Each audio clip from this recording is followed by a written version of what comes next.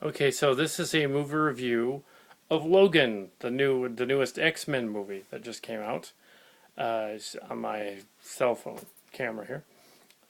I'm looking quite beachy from the sunlight coming out. Oh, I saw it early this morning, early screening with about maybe, let's say, a third of an audience, kind of third of the people, in the special theater with all the nice seats and all that, the lounger chairs. And So yeah, the audience was pretty baffled and enjoying it. It did not get a standing ovation at the end. It got sort of a winsome sort of kind of deal. It's yeah. Um. Anyway, it is a sequel to X-Men 3: The Last Stand. It is a sequel to the Wolverine and to the other ones, but not Days of Future Past. Can't really be a sequel to that. Well, you'll see when you see the movie. I'm not going to give away any spoilers, but it is based on the comic book Old Man Wolverine, and those comic books about Old Man Wolverine and what happens in there. And so yeah, so this is a quickie review kind of recap thingy. Uh, just came out today, so yeah, I don't want to give away too much. It's an X-Men movie.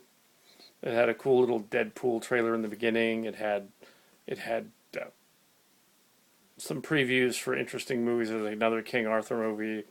There's a remake of Prometheus that's called Alien Covenant. It looks like literally they just remade it and it had to be a colony planet. So it's kind of aliens crossed with that. They showed more of the footage from that new movie Life with the Mars life form, giving some stuff away.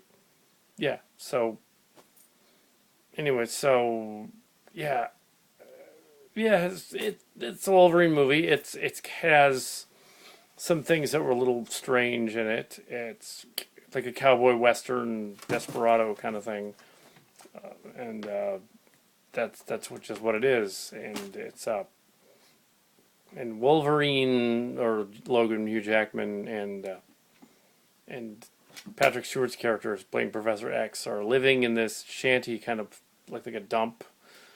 He's in a large, like silo structure to protect him because Professor Xavier has something like dementia or ALS or Alzheimer's. They said all three in the same sentence. They can't be all three. Um, and he has mental powers, so it's like messing up anyone that's around him, which is kind of messed up. And they come across this girl who has Wolverine's powers, a little girl and this nurse that is her watching her, and something happens to the nurse, and he ends up with the girl. I won't give away the plot of the movie, but these army guys are chasing him, and they have to get to the sanctuary. What is it, a sanctuary or is it not? A typical like sanctuary kind of movie. One of those. It's like, well, is it really? Is it really not? That kind of thing. I'm not going to give away anything saying that. And there's always this quest for the heroes to find where they're going and get there. The movie is very dark, and it takes the idea of Wolverine literally, and has him and the girl and other ones that have similar powers dismembering people with their claws, which somebody like Jim Takon would love that particular idea, because he totally would. He would like cut arms and legs and heads off and stuff. And he should like the part in which the bad guys try to take on the little girl at one point in the shed thing, and you hear all this screaming and stuff, and she walks out gingerly, sort of kind of pissed off, and she's holding one of the soldiers' heads. It's been severed, like it's a toy ball. So Jim Takon should like that.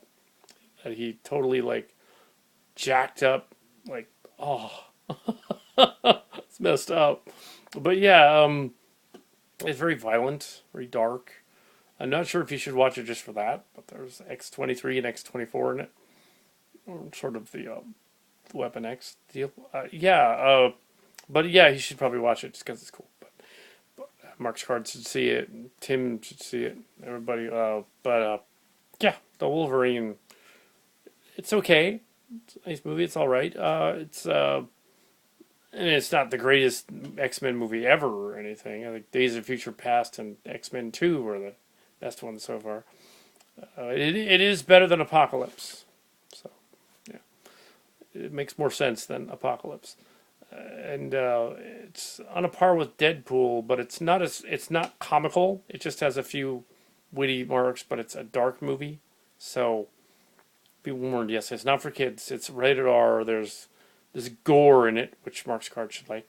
There's lots of gore, and yeah, so that's my little capsule review of Wolverine, the Wolverine movie, the Logan movie, the Old Man Logan movie, and that's it so far. So yeah, I don't want to give away anything. There's this quest to find Valhalla, basically, or heaven, or quest to find the way out, and the bad guys are chasing. We find out why and that kind of thing. I don't want to give anything away, so that's my little capsule review of the film Logan. So yeah, anyway, so yeah, let's go and see it in theaters and enjoy it.